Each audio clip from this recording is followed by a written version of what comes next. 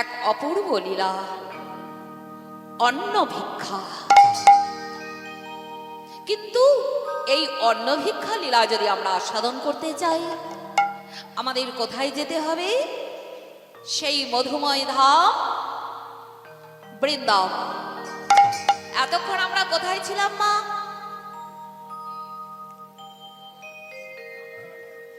পানুহাট রাধারানীর আশ্রমে ছিলে না তো? ভক্ত বড় চতুর, ঠকানো খুব মুশকিল।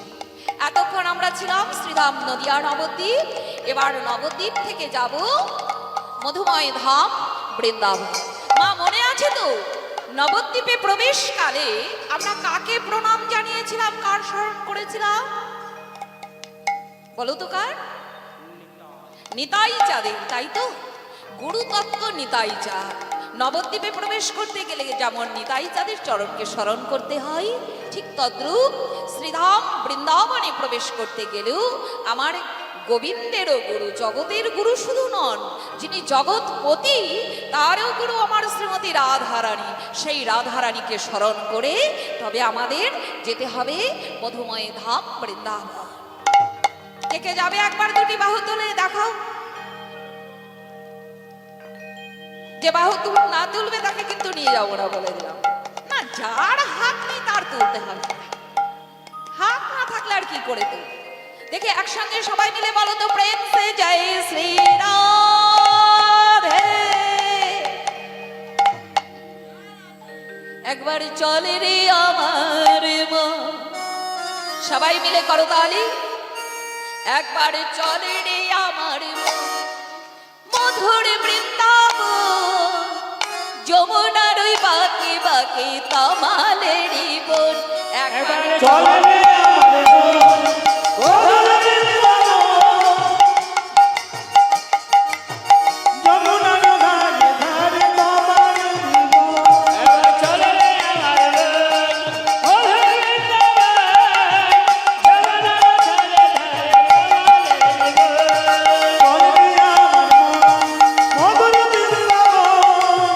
যমুনার ধারে ধারে তমালেরই বন। চলে রে আমার মন, মধুর বৃন্দাবন, যমুনার ধারে ধারে তমালেরই বন।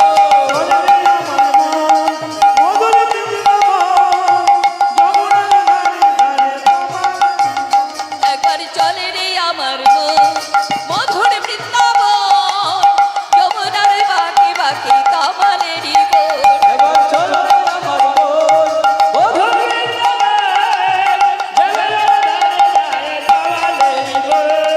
বৃন্দাবনে গিয়ে দেখো মদন মোহন,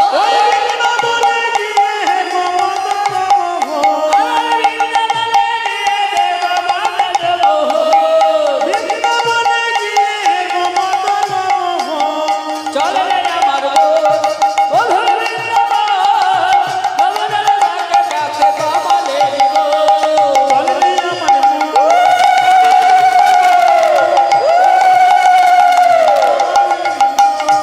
শ্যামে কুণ্ড রাধা কুণ্ড গিরি গোবর্ধন, শ্রীগণ কোনগিরি গোবর্ধন, সাধে কুণ্ড রাধা কুণ্ড গিরি গোবর্ধন, শ্রীগণ রাধা কুণ্ড গিরি গোবর্ধন। চলে রে আমার মন, মধুর বৃন্দাবন, যমুনার ধারে ধারে তমালেরই বন। মধুর বৃন্দাবন, যমুনার বাঁকে বাঁকে তমালেরই বন। গুরু রাধারানী কি জয় বলো, বৃন্দাবন ধামে কি। জয়। একবার তাকিয়ে দেখো, কে দেখতে পেলে? মুখটা কালো করে কে দাঁড়িয়ে আছে? কানাই। তাহলে চলো একবার কানাইয়েরও জয়ধ্বনি দিয়ে দেওয়া যাক। জয় জয় রাধা রমন হরি বল, বলো ধ্বনি। জয় রাধা রমন হরি বল,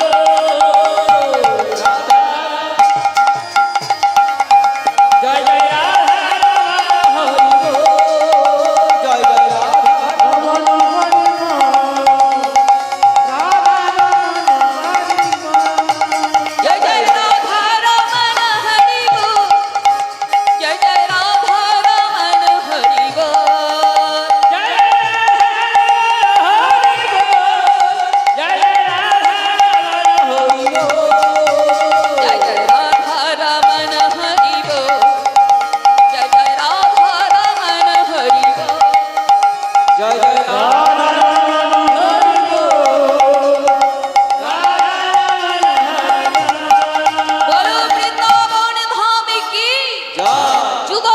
কিশোর কি পরমে দয়া গুরুদেব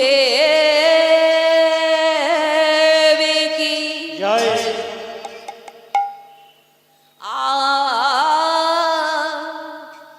মধুময় ধাম বৃন্দাবনে বৃন্দাবনে প্রাণে গোবিন্দ আমার গোবিন্দ আজ নবলক্ষ ধেনু লয়ে আরে ব্রজ সখা গণেকে সঙ্গে লয়ে।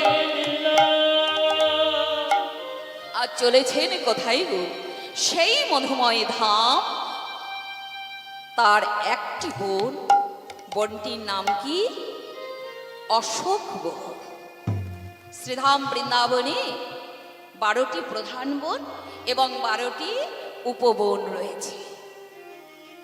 আজকে কিন্তু কানাই আমার আর অন্য কোনো বনে গেলেন না, গেলেন কোথায় সেই অশোক কাননে।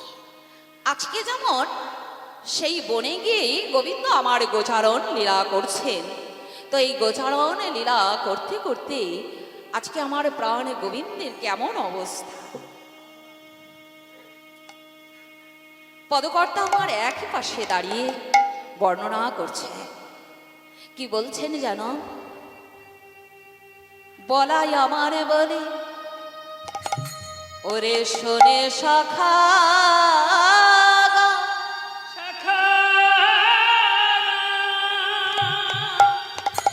আমরা যখন গোচারণে আসি মা বারবার করে বলে দিয়েছে, বলাই ও বলাই তুই যেন আমার কানাইকে ভালো করে দেখে রাখিস বাবা। আজকে কানাইয়ের মুখের দিকে তাকিয়ে দেখেছিস, মুখখানা একদম মলিন হয়ে গেছে, ঘেমে গেছে। না না, কানাইকে দিয়ে আর গোচারণ করালে হবে না, এবার কানাইকে একটা গাছের ছায়ায়, ওই বংশী বটের ছায়ায় ওকে বসাতে হবে। সখাগণ যখন এই কথা ভাবছে, এক পাশে দাঁড়িয়ে পদকর্তা আমার মনে মনে ভাবছে, হে প্রভু, এ জগতে তোমার অনন্ত কোটি লীলার মধ্যে এটিও একটি লীলা। প্রভু গো, জগজীব জানে না যে কাকে সেবা করতে হবে, কাকে পুজো করতে হবে। হোমা, আমরা জানি এ জগতে আমাদের বিশেষভাবে আমাদের এই ভারতবাসীদের কাছে আমাদের পূজনীয় পূজ্য দেব দেবী প্রচুর, তাই না? আমাদের কতজন দেবদেবী আছে মা জানা আছে? 33 কোটি, সবার জানা কি, তাই তো? কত কোটি? 33 কোটি। কেউ ভাবে কালী পুজো করব, কেউ ভাবে না আমার শিব ভালো লাগে আমি শিব পুজো করব, আবার কেউ ভাবে না আমার কাউকে প্রয়োজন নেই, আমি আমার গোবিন্দকেই ভজন করব। জয় নিতাই, জয় গৌর হরি বল মা।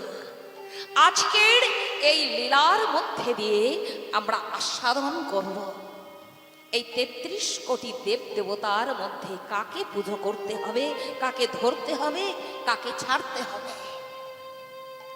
অপূর্ব সুন্দর লীলা ভগবান নিজে প্রকাশ করলেন। শ্রীমদ্ ভগবত গীতায় ভগবান শ্রীকৃষ্ণ অর্জুনকে বলছে, অবজানন্তি মাং মানুষাং তনুমাশ্রিতং পরম ভাব জানন্তা মম ভূত মহেশ্বর। অবজানন্তি, আমাকে জানে না জগজীব, কারণ তারা মূঢ় বোকা। তারা আমাকে তাদেরই মতন একজন মানুষ বলে ভাবে। বৃন্দাবনে যদি বলা হয় ওই গোপাল কৃষ্ণ নন্দের বেটা কেলে ছোড়া, ওর পুজো করো, সবাই বলবে কি পুজো করবো? ও আমাদের ওই নন্দ ঘোষের ছেলে, ওই ছোট্ট কালো ছেলেটা, ওকে পুজো করবো? বরং আমরা ইন্দ্র দেবতার পুজো করব, বরং গোপালের নির্দেশে আমরা গোবর্ধনের পুজো করতে পারি, কিন্তু তাই বলে কৃষ্ণের পুজো করব?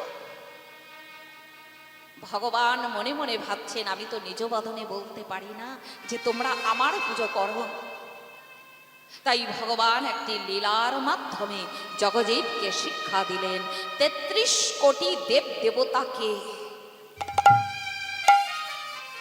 নাম বলতে পারবে? বাবারা তো জ্ঞানী, বোধহয় বাবারা পারবেন। হ্যাঁ গো, ৩৩ কোটি দেব দেবতার নাম জানা আছে? মুখস্থ আছে? নেই? মায়েরা বলছে মুখস্থ নেই। আচ্ছা, ১ বৎসর সময় দিয়ে দিন। সামনের বৎসর যদি প্রভু বাঁচিয়ে রাখেন, আজকের দিনে আমি তোমার কাছে এই ৩৩ কোটি দেব দেবতার নাম জানতে চাইবো। পারবে তো? আমি গ্যারান্টি দিয়ে এই আসরে দাঁড়িয়ে বলতে পারবি কে পারি, কেউ পারবে না। বড় জোর ১০০০ জনের বলবে, বহু শাস্ত্র ঘেটে। আসল প্রকৃত তত্ত্ব কি জানো মা? আমরা বলি বটে হিন্দুর ৩৩ কোটি দেব দেবতা। ইউটিউব চ্যানেল খুললে না এখন অনেক সমালোচনার ঝড় বয়ে যায়। হিন্দুদের এই ঠাকুর সেবা, দেবদেবীর পুজো নিয়ে অনেক কথা, অনেক সমালোচনা আমরা জানতে পারি, শুনতে পাই। কিন্তু প্রকৃত তত্ত্ব কি বলছে জানো? মোটেও হিন্দুদের ৩৩ কোটি দেব দেবতা নন। এটা একটা অপভ্রংশ হয়ে ৩৩ কোটিতে এসেছে। কথাটা অপভ্রংশ, কোটি নয়, কৌটি। কৌটি মানে হচ্ছে স্তর। একটা নিম্ন স্তরের দেবদেবী, একটি মধ্য স্তরের দেবদেবী, একটি ঊর্ধ্ব স্তরের দেবদেবী। এই ৩ জন। ঊর্ধ্ব স্তরে যারা দেবদেবী মানে সমস্ত দেবদেবীগণকে ৩টি ভাগে ভাগ করা হয়েছে। কেউ নিম্ন স্তরের দেবদেবী, কেউ মধ্য স্তরের দেবদেবী, কেউ বা ঊর্ধ্ব স্তরের দেবদেবী। এই যে ৩টি স্তর, এই ৩টি স্তরের মধ্যে যেটা ঊর্ধ্ব স্তর, সেখানে আছেন ৩ জন প্রধান দেবতা। কৌটি শব্দটি অপভ্রংশ হতে হতে কালে কালে ওটা কোটিতে পরিণত হয়ে গেছে। আসলে ওই যে ১, ২, ৩ করে যে একক, দশক, শতক, হাজার করে যে কোটি, এটা কিন্তু সেই কোটি নয়, কৌটি কথাটি। তো যাই হোক, যত যত দেবদেবীগণ আছেন, সকলের যিনি মূল আধার, যার সেবা করবার জন্য জগতে আমরা এসেছি, জীবী কৃষ্ণের নিত্যদাস,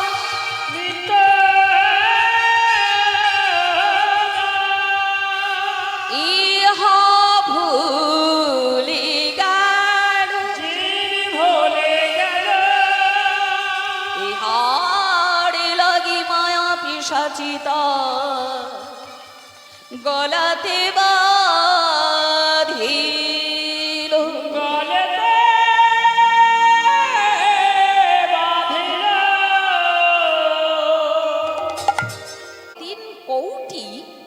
দেব দেবতা হলেন শাখা প্রশাখা, মূল গোড়াটি হচ্ছেন আমার পরম প্রভু শ্রীকৃষ্ণ।